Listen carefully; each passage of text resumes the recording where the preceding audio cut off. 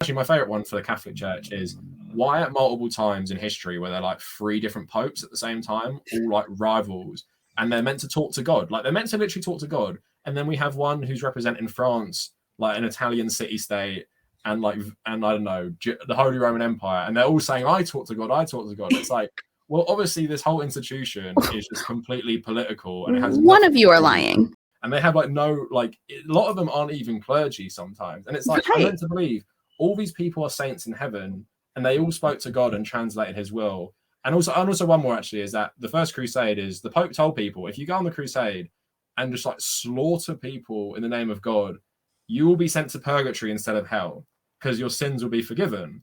And it's like, so how do we go from that in 1,000 years if God is all-knowing to now that killing is bad and don't do it, but 1,000 years ago it was, slaughter like Jews and Muslims on the way to the Holy Land and your sins will be forgiven. I was like, what, has God decided to change in 1,000 years despite not even being constrained by time and being like billions of years old? So it's just like logical stuff like that. It's like, why have the religious rules changed so much when God is like timeless? Like he's not sitting there thinking like, oh shit, I shouldn't have told the Pope that one. Let me rein that back in, make us more in 2023. Let's be more tolerant to gay people when I've told them to like burn them at the stake throughout. It makes no sense. So that's why I like the history argument, because it's like all your rules of religion are just dictated by politics of the time. Yeah, and it's not. And people are like, well, what would you have?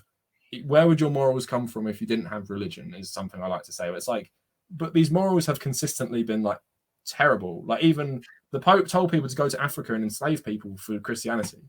But like I said, so God wanted that back then. Why don't we do it now for God? Like surely he'd want the same. It's so that's my favorite, because it's just like you throw the history back at them. But I guess with Americans, it's probably even harder because, like you're saying, it's so cherry picked.